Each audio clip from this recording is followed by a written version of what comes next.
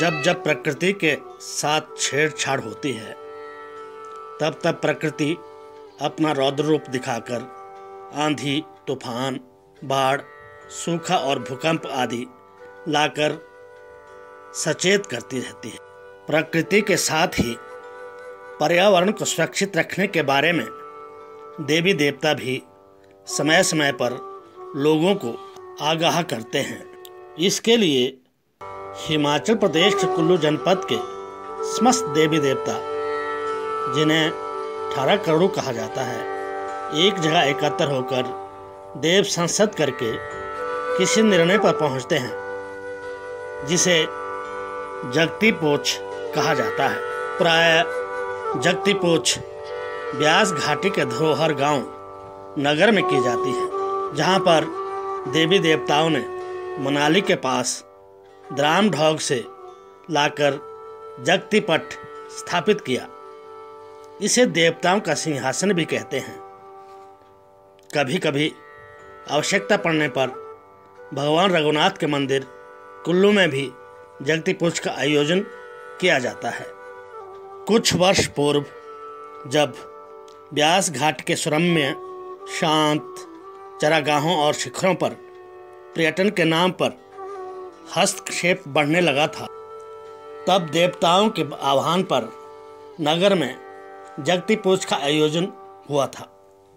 जगती पूछ में देवताओं के आदेश पर भगवान रघुनाथ के प्रमुख सेवक, जिन्हें छड़ी-बरदार भी कहा जाता है, ने जनपद के सभी देवताओं को आमंत्रित किया था, जिसमें देवताओं के गूर, पुजारी, कारदार आदि घंटी, धड़च आदि देवताओं के निशानों के साथ शामिल हुए थे।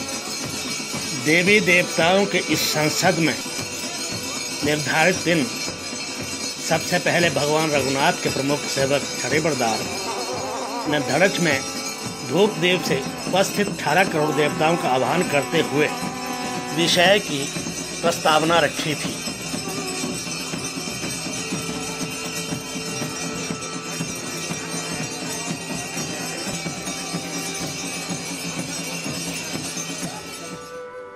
तत्पश्चात बारी बारी से सभी देवताओं के चेलों से अपना अपना मत प्रकट करने का आग्रह किया था।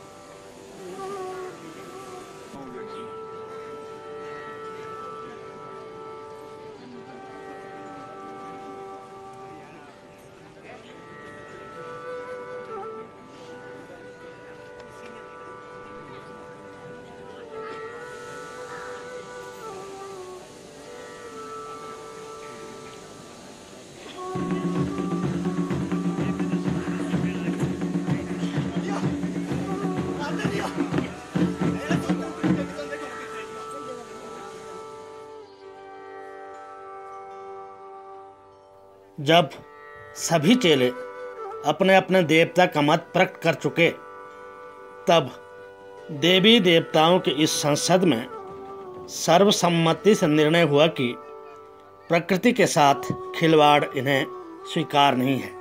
अंत में विष्णु पंची के रूप में जल पात्र में गोबर के लड्डू डाले गए, जिससे सभी देवताओं द्वारा कही गई बात की पुष्टि ने ये कहा कि अगर हमारे इस वचन पर किसी को विश्वास नहीं है, तो आपने देखा होगा पहले भी उन्होंने कहा कि इसमें गोबर की वो पूछ कर लो, लेकिन बाद में देवता ने कहा कि नहीं, जब इस सबका जवाब आ जाएगा उसके बाद फाइनल में करेंगे। और वो आपके सामने वो लड्डू आया है और उसमें देवता ने बिल्कुल इनकार किया, क्योंकि देवता ने कहा मेरा मत तो है ही है, गुटार वाले देवता ने, लेकिन जब सबका देवताओं का भी यही मत है, अब तुम पर निर्भर है कि तुम हम पर विश्वास करते हैं या नहीं करते। तो हमने कहा हम तो विश्वास करते हैं, हम मूल रूप से सबका इस कुल्लू की धरती में देवताओं में विश्वास है।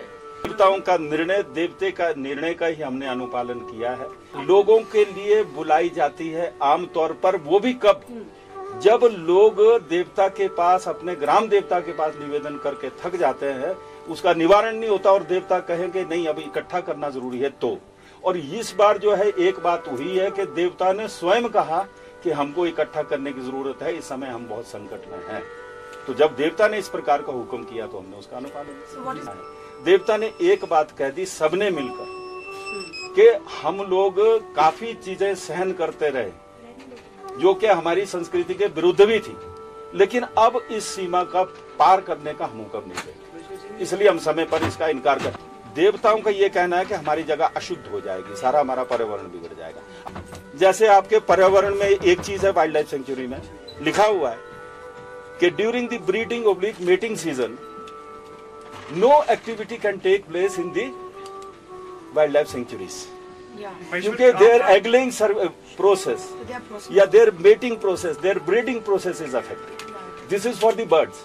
देन व्हाट अबाउट द देवता, जिनकी वो तपोभूमि है, नेचुरली वो अपनी तपोभूमि को लेकर कुछ कहते हैं तो हमको मानना होगा। देवी देवताओं के इस निर्णय को समाज द्वारा स्वीकार किया गया और भविष्य में प्रकृति के साथ मित्रता पूर्वक व्यवहार करने का निश्चय किया।